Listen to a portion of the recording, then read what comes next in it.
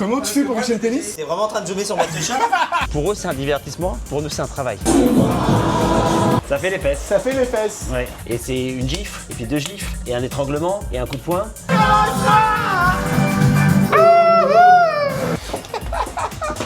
Sans botox. I don't speak French, I don't understand. C'est Katy Perry ou pourri ce soir? Là, je suis avec Mylène Farmer. Vilaine fermière, migraine fermière. Alors comment passe de Jordan à drag queen? Ah ouais, déjà la voix, c'est compliqué, il est même pas serré. D'avouer que t'es une femme battue, c'est dur. D'avouer que t'es un mec battu, je pense que c'est encore plus dur. En tout cas, elle a l'air quand même plus sympa que toi. Oh merci. Oula.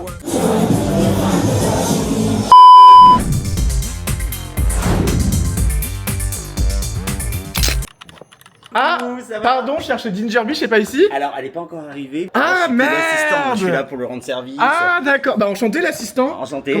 Comment vous appelez l'assistant? Cédric, ce soir, on va à une soirée au Gibus qui s'appelle les Folivores. Ce soir, le thème est jungle et il faut être habillé tout en léopard. Non. Non mais quoi? Attends, mais on dirait des bottes carrément. Oui, t'as avancé. Non mais, je sais pas si vous voyez, c'est vrai que là je me sens déjà bien panthère, tu vois. Un petit peu de maquillage. Un petit peu? Comment t'as appris à te maquiller? Et au début, j'ai commencé le drag, je savais pas du tout me maquiller, c'était une catastrophe. Alors, ce qui est rigolo, c'est que j'ai appris en regardant une vidéo sur YouTube. Et ce qui m'a beaucoup aidé, en fait, ça a été le confinement. Ok. Parce qu'en fait, moi, j'ai commencé juste avant le confinement. Et pendant le confinement, on n'avait pas grand chose à faire. Donc, du coup, ma mère de drag m'a appelé en disant bah, tu fais quoi aujourd'hui? Bah, rien, bah, vas-y, tu vas te raser.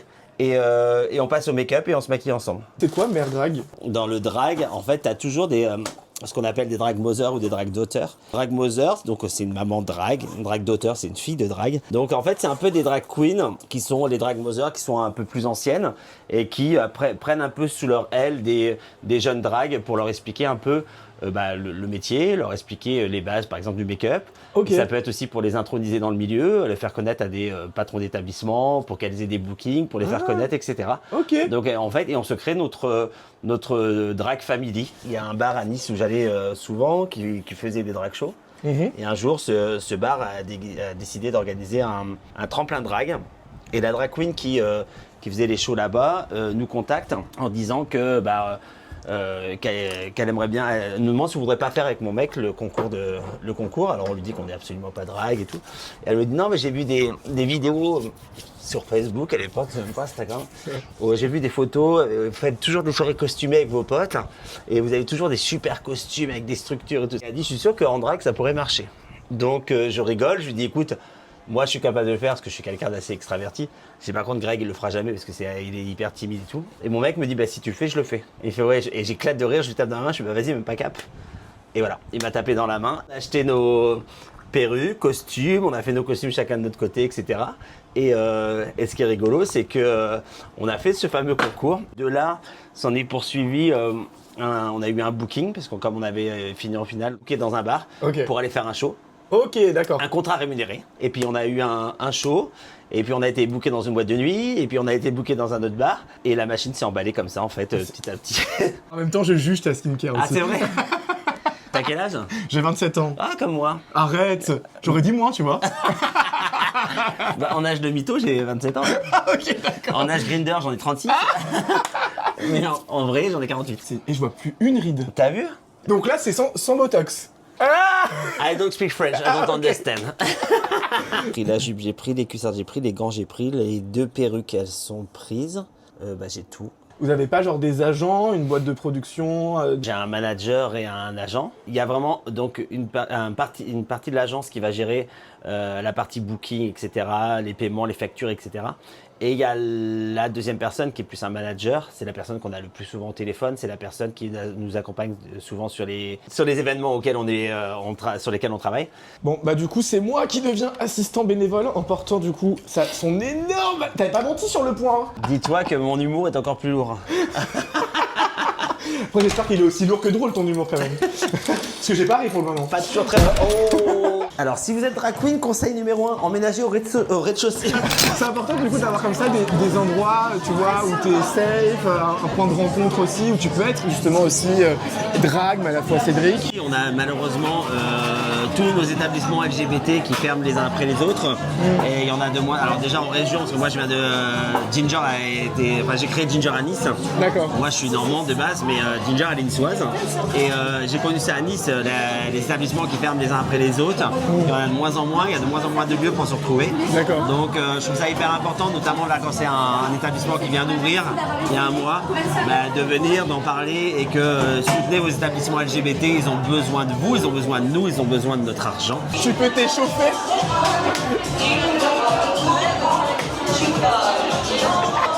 Ça, c'était il y a 30 ans qu'on faisait ça. Prends-moi quelques trucs. Ça on fait plus non plus. Ah non, plus trop. Qu'est-ce qu'on fait aujourd'hui alors? Moi, j'aime bien les épaules. Comme ça.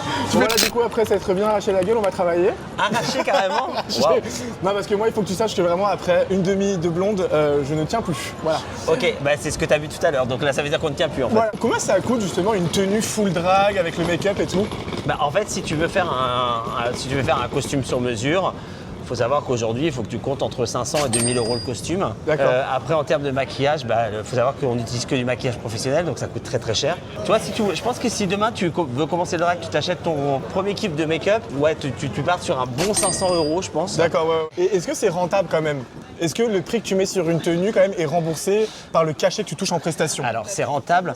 Et c'est le combat que mènent un peu les queens de Drag Race. En fait, grâce à notre visibilité, on s'en sert pour faire comprendre aux bookers que une drag queen, quand vous la payez 100 euros ou 150 euros, c'est pas rentable pour elle en fait. Grâce à Drag Race, on mène un nouveau combat de dire aux patrons des établissements ou même à nos potes, nos potes qui nous disent en rigolant, ah c'est mon anniversaire samedi, tu viens en drag, ce serait trop rigolo. Rigolo pour qui? Rigolo pour toi et tes amis, mais pour moi ce sera pas rigolo. Non seulement ça va me coûter de l'argent, j'ai passé ma soirée en talons avec un corset et tout, donc non, ça sera pas du tout rigolo en fait. Pour eux c'est un divertissement, pour nous c'est un travail. Bien sûr. C'est que la prestation d'une drag queen, c'est pas juste les 3 minutes sur scène en fait. Oui. C'est les 4 heures de préparation avant, c'est les taxis quand elle se déplace. Bien sûr. Au moins tu lui payes ses transports. Parce que évidemment, là ça va parce qu'on est en civil, donc là on y va à pied. Mais d'habitude quand je sors en drag de chez moi, je suis obligé de partir en taxi. Je ne vais pas prendre le métro, je ne vais pas prendre habillé en talons et ça. Donc au moins le taxi, le transport et la préparation avant, retour à la maison après. Donc en fait c'est en temps de présence c'est énorme quoi. Surtout que la drag queen elle va performer, mais après elle va rester. Elle va faire des photos avec les gens, elle va boire des verres avec les gens. Tout ça, c'est du travail. Nous, on est encore en représentation, en fait. Donc, en fait, ce qui est rigolo, c'est qu'on va reconnaître un danseur ou un musicien. Ouais. On va accepter de le payer 600, 700 euros, il n'y a pas de problème. Ouais. Une drag queen, non. Dès qu'on passe la barre des 100, 150 euros, on a l'impression qu'on est en train de voler la terre entière. Pour moi, je pense qu'aucune drag queen devrait travailler pour moins de 400 ou 500 euros par soirée. T'es sur facture ou sur cachet d'intermittence? Alors, tu as beaucoup de drag queens qui fonctionnent en intermittence parce que comme il n'existe pas vraiment de statut reconnu pour les dragues, d'accord. Donc beaucoup se mettent en intermittence. Il y a encore des escaliers, on part sous terre là. Personne peut l'aider, je comprends pas. Regarde. Oh, ça fait pas trop. En fait, c'est des catacombes en fait. Même pour. Il me fallait un rideau pour chez moi. C'est vrai que ça fait un peu rideau. Ça fait un peu rideau quand même. Il est 22h30 et c'est le début du travail. Parce que moi, je veux tout savoir sur toi. Waouh. Sur Cédric. Mais vous êtes pas Cédric Grolet? Alors, est-ce que c'est en deux mots? Grolet ou un seul mot? Ou Cédric Bourlet, tiens. Ah, oh, les blagues grossophobes, déjà, on attaque, ok. Je me permets parce que j'étais ancien gros. Ah ouais? Ouais, je te jure, ouais. Mais pourquoi ancien? Ah bah Toi, comment t'as annoncé à ta famille que tu faisais du drag? Bah écoute, ça a été plus facile qu'un coming out en fait. En fait, ça paraissait, genre je pense tellement naturel pour eux que je fasse de la scène parce que c'est eux qui m'ont fait monter sur scène quand j'étais petit, donc faut bien qu'ils en assument les conséquences maintenant. Bien sûr. Et pourquoi tu dis que ça a été plus simple qu'un coming out? Bon, parce que moi, ils ont tellement. En fait, je pense que ce qui était plus simple aussi, c'est que j'étais plus vieux, parce que j'ai commencé le drag, j'avais 41 ans. Donc autant dire qu'à 41 ans. J'avais mon métier, mon appartement, j'avais ma vie. Et en fait, j'ai envie de te dire, j'ai de compte à rendre à personne. Et moi, si j'avais envie de faire du drag pour m'amuser, il n'y a personne qui m'aurait arrêté de le faire. Ah, donc c'est ça en fait les coulisses du drag. C'est ça. Alors comment passe de gendarme à drag queen? J'ai pas arrêté d'être gendarme pour être drag queen. Hein. J'ai juste fait mon service militaire. Quand je suis né moi en 78, c'était la dernière année où le service militaire en France était obligatoire. D'accord. Donc tu devais faire 1 an de service militaire. Donc il existait bien pour les jeunes queers des façons d'essayer de se faire révoquer pour pouvoir le faire. Alors fallait te faire passer pour un fou, on appelait ça réformer P4. Fallait dire que t'avais des problèmes psychologiques, passer devant un psychologue, chialer toute ta life, toutes les larmes de ton corps pour essayer de te faire réformer. J'avais pas trop envie de le faire, mais bon, n'ayant pas le choix, je l'ai fait. Et en fait, je me suis dit, bon, en gendarmerie, sera peut-être moins violent que le côté militaire. D'accord. Donc je suis parti en gendarmerie. C'était obligatoire et si tu le faisais pas, eh ben en fait on venait te chercher, on appelait ça des déserteurs et tu finissais en prison en fait. Oui, flemme.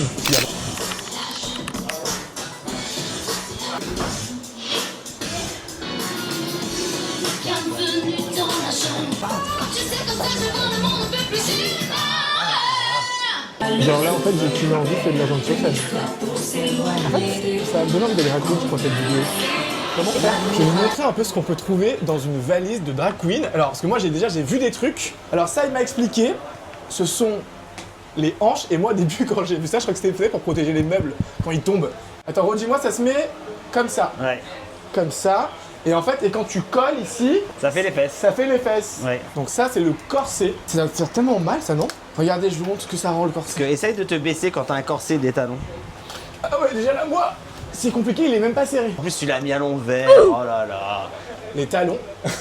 Pas avoir le vertige, hein. Non mais ça c'est vraiment les talons de mamie que tu mets en fin de soirée. C'est pas. Non, arrête. Bah si. Hop.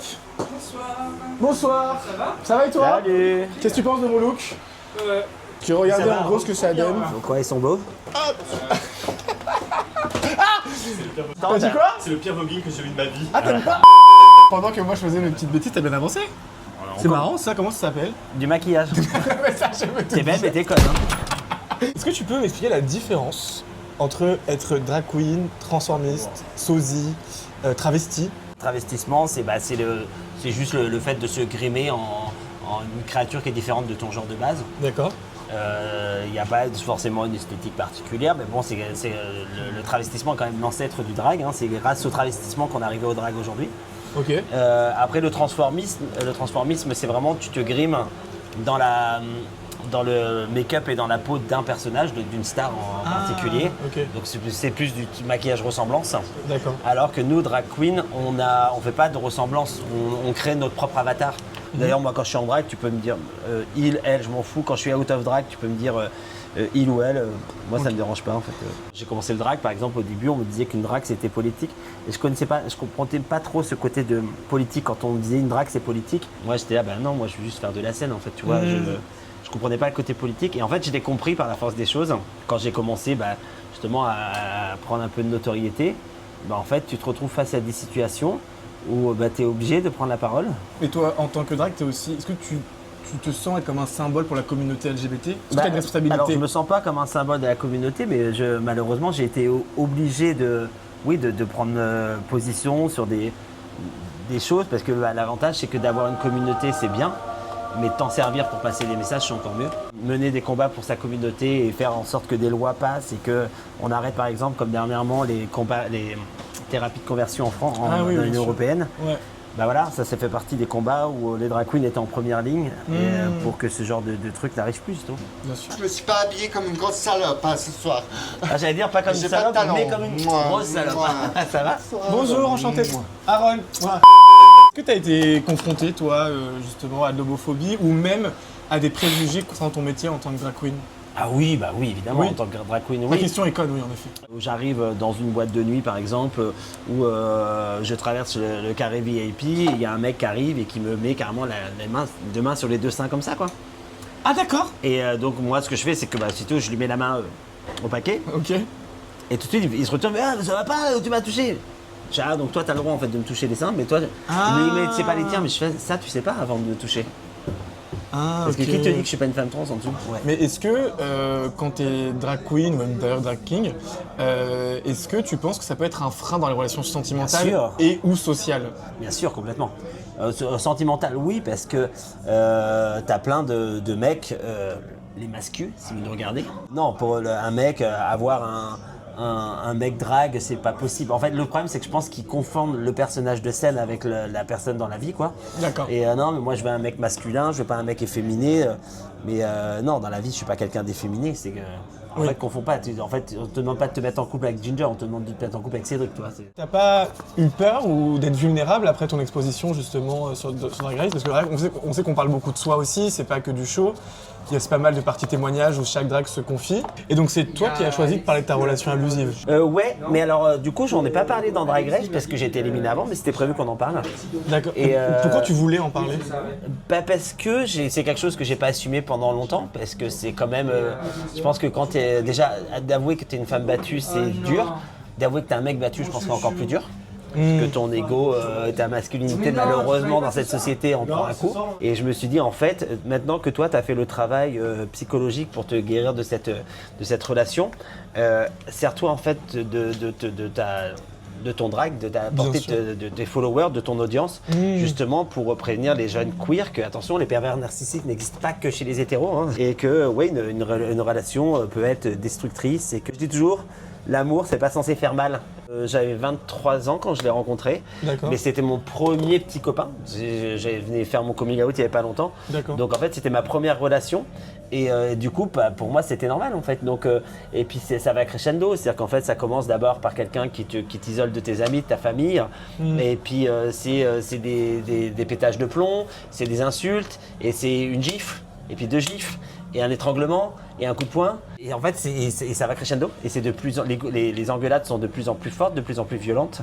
Les coups sont de plus en plus fréquents, de plus en plus forts. Et sauf que, évidemment, comme tu t'es isolé de ta famille, tes amis, à qui tu te plains? À personne. Il t'a isolé surtout. Il m'a isolé. Oui. Bah, tu vis ça seul et t'essayes de te persuader que c'est normal et qu'il t'aime. Parce que, évidemment, la force du pervers narcissique, c'est qu'une fois qu'il t'a tapé dessus, le lendemain, c'est de te faire comprendre que s'il a dû faire ça, c'est à cause de toi. C'est ta faute. Parce que tu l'as poussé, c'était genre, mais t'as vu dans quel état tu m'as mis? Ah d'accord, ok, donc c'était de ma faute en fait.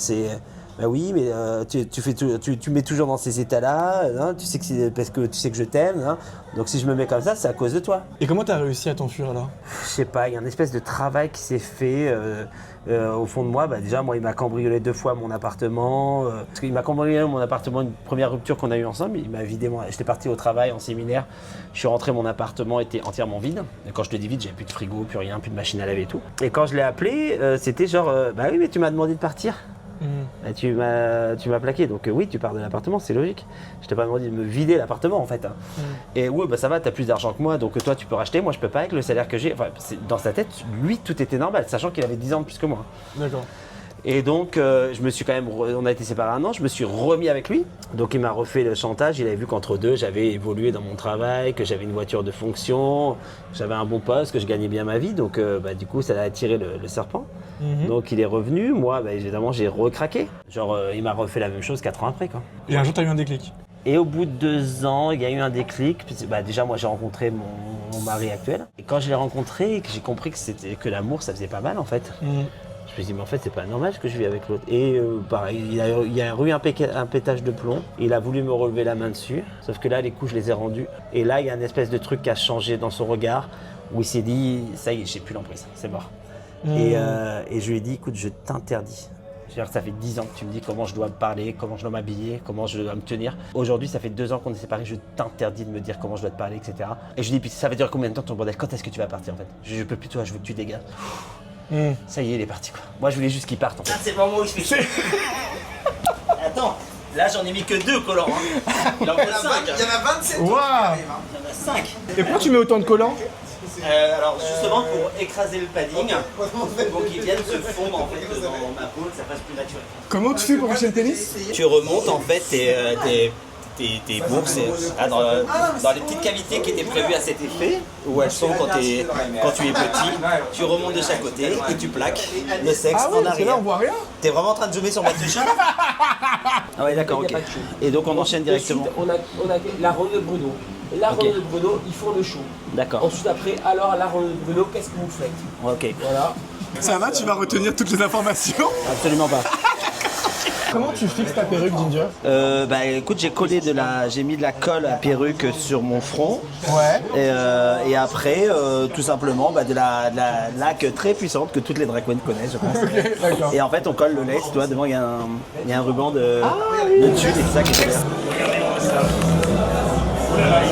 En plus, il y a une lumière rouge. Je pense que la lumière rouge, c'est la pire lumière que tu peux se mettre à une drag queen. Ça te font tout le contouring en fait. Mais tu sais que là, je stresse pour toi, là. Je stresse pour toi. C'est vrai? Ouais, je pense. Ça va aller. Ah ouais? Je vais juste oublier la moitié de mes pas de danse, mais ça c'est normal.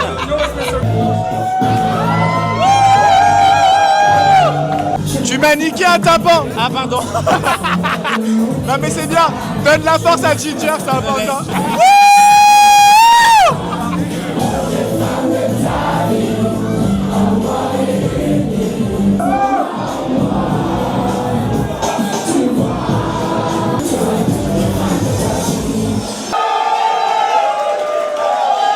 Allô, je suis une flaque d'eau. Et toi?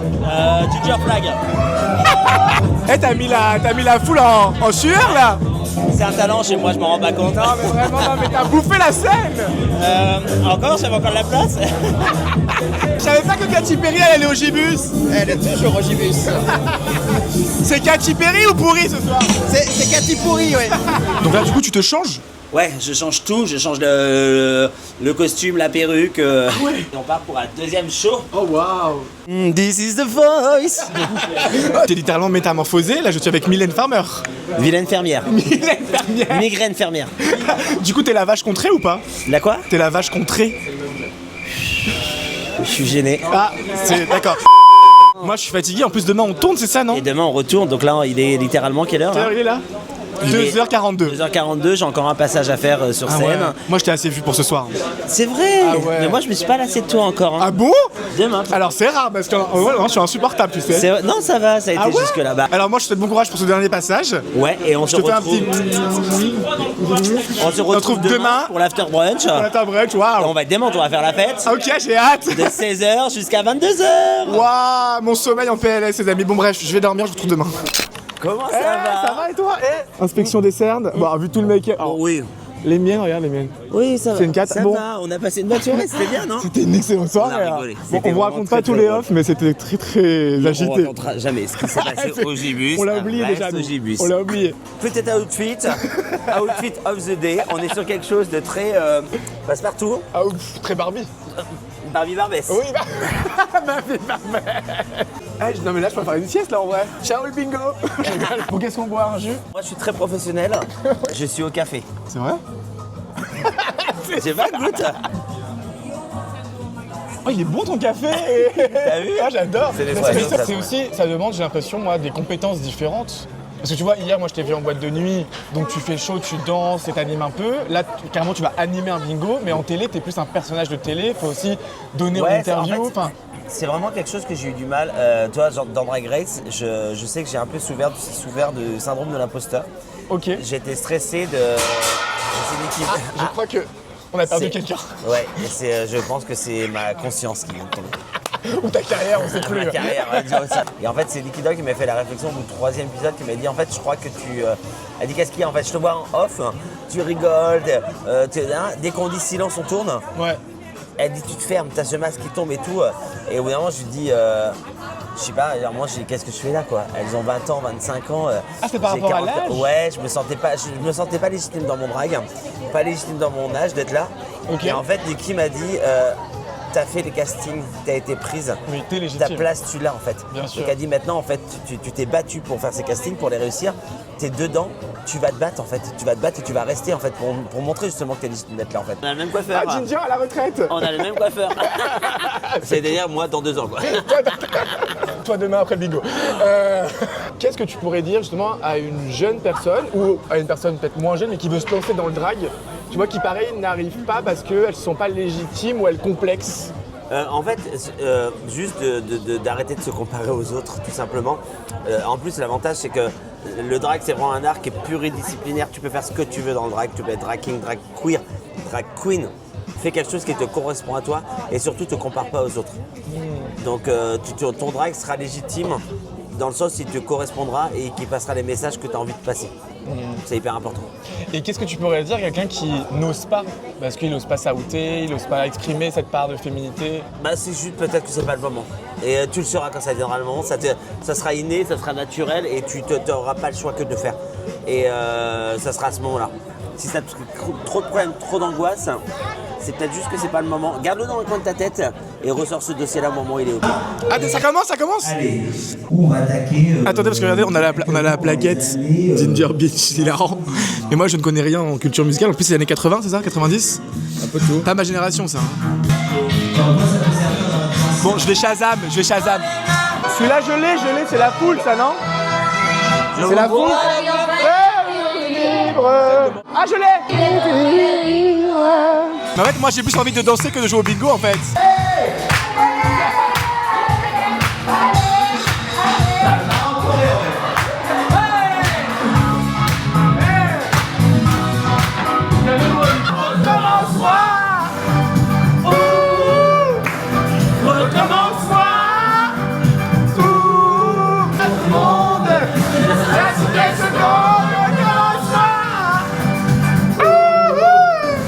Comme une petite bitches, et là j'ai une petite invitée surprise qui est là.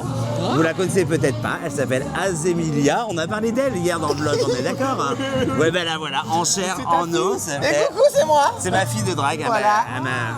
elle m'a déchiré l'intérieur, elle m'a mangé le placenta et tout. Et on n'a pas recousu, en plus. hein. Ah non, on a laissé tel quel. Hein. Est-ce que Ginger est une bonne maman Alors attends, parce que... Question suivante. Voilà. Est-ce que c'est une bonne grand-mère Oui, plutôt arrière-grand-mère, dirais-je. Mais disons qu'on est à 2 doigts de quitter le livret de famille parce qu'il n'y a pas assez d'argent sur le compte bancaire. Donc voilà.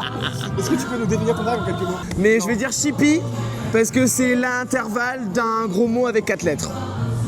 PUTE. Voilà. Ah, ok, oui. Voilà. Bitch. Disons que je suis. Ciao. On est hyper convivial comme vous pouvez le voir. Voilà, chippy, sexy, féminine et bitch. Voilà, finalement. Elle a hérité du côté bitch. Tout à fait. En tout cas, elle a l'air quand même plus sympa que toi. hein. Oh merci. Oula. Ouais, bah c'est parce Non, que en alors fait, c'est je le vais début. rester avec toi, je tiens à mes tympans, pardon. C'est vrai que je crie beaucoup. Oui, là, tu m'as... Tu parles beaucoup en si bémol. Ouais. Et alors un truc que j'ai et que t'as pas, c'est la jeunesse aussi. Voilà. Oh, bah, je me tanne à me dire, mais plus Non, non, un truc que t'as mais que j'ai eu, mais que je n'ai plus. Oui, tout à fait. Par contre, un truc que t'as et que j'ai plus moi, c'est du botox. C'est vrai. Non mais c'est vrai, en fait, tu vois, moi j'ai vraiment découvert donc, le métier de drague avec toi aujourd'hui, enfin ces dernières 24 heures. Et il y a il y a 2 trucs que moi j'ai compris et observé. C'est premièrement, pour être drag queen, il faut vraiment maîtriser une tonne de compétences différentes. C'est-à-dire C'est-à-dire il faut déjà la patience. Non mais vraiment genre savoir se maquiller, s'habiller, hoster, donc animer des soirées, savoir lip-syncer, savoir bouger son corps, savoir assurer sur scène, savoir gérer aussi son souffle, les pas, les mouvements, avoir l'attention sur le public. Enfin non mais c'est vrai. Très bon débrief. Non mais tu vois, et c'est fou, et moi j'arrive toujours pas à comprendre comment des gens, en tout cas après avoir vu au moins cette vidéo ou d'autres vidéos de d'autres personnes, comment on peut dire que c'est pas un métier. Tu vois, d'être drag queen. On est d'accord, c'est un métier à part entière. Non mais c'est plusieurs métiers à part entière pour moi. Mais c'est vrai qu'il faut avoir une patience, il faut avoir un self-control. Parce qu'en gros, j'ai l'impression que vous réussissez en tant que drag queen à camoufler la souffrance, à camoufler l'agacement, et il y a quand même toujours ce côté très chaleureuse. En fait, tu vois le truc, c'est qu'on vend tout ce qu'on vend là. Je pense que pour moi, c'est de la magie, c'est du spectacle. Ouais. Et pour moi, la magie, elle est parfaite dans le maquillage, dans la perruque, dans l'attitude. Et oui, tu dois être patiente, même si les gens sont souvent cassés. Des fois, t'as bien... Non, tu peux pas. Oui, tu peux pas. Parce que tu es douce et bienveillante. Mais c'est ça. Donc, tu dois faire comprendre avec un sourire. En fait, il faut que tu saches dire... Je t'emmerde avec le sourire. Je t'emmerde. Ouais. Et non, et en fait, quand les gens nous voient, on doit être juste belle et divine. Oui, c'est ça. Alors que derrière, il y a tellement de travail et tellement de talent mais là, aussi. quand je te parle, là, je suis genre belle et divine. Alors que je suis très mal installé. Je suis assis, j'ai le corset qui me scie les côtes. Mais regardez, on voit rien, belle et divine. Donc vraiment, merci pour ces 24 heures. Bah, merci à toi. J'ai 2 regrets. C'est quoi? Le premier, c'est que j'ai perdu le bingo. Ah, voilà. J'en ai jamais gagné, c'est pour ça que je préfère les animer, moi aussi. Et la deuxième chose que je regrette, c'est que j'ai pas dormi avec toi. Mais Tu m'as pas fait une place dans ton lit. alors, mais ça sera l'occasion d'un prochain vlog. Pour l'occasion, on aura du coup un compte OnlyFans et Mime et je te proposerai 25% du bénéfice. Mais let's go, c'est parti, Non, je sais j'ai pas. conclu. J'ai toujours rêvé d'avoir un Mac. Voilà, n'hésitez pas si vous avez des petites questions, qu'est-ce qui se passe, de qui est-elle finalement cette personne, est-ce que tu es tellement de personnages à la fois, c'est ça. Dites-moi aussi voilà, qu'est-ce que vous avez appris et qu'est-ce que vous avez compris aussi grâce à cette vidéo. Moi encore merci de m'avoir ouvert les portes de ton art, de ton quotidien, de tes galères, de tes questions, de ton physique C'est trop bien de XXL. t'avoir. Ouais, bah vous, j'ai adoré. J'espère que je t'ai pas trop dérangé. Je vais me le taper tous les week-ends, je le sens. Bon bref les amis, merci beaucoup d'avoir vu cette vidéo, laissez un petit commentaire, likez, abonnez-vous, merci Ginger. Elle la follow également parce qu'elle se lance, ça fait des années qu'elle veut percer sur TikTok mais elle comprend pas encore tous les rouages. Ah, je suis donc vieille. allez. Suivez-moi sur TikTok, c'est vrai que j'ai un peu de followers Voilà. sur Instagram, mais Voilà. TikTok pas trop. Des gros bisous et moi je vous dis rendez-vous très bientôt pendant 24 heures. Des gros bisous. Salut mes petits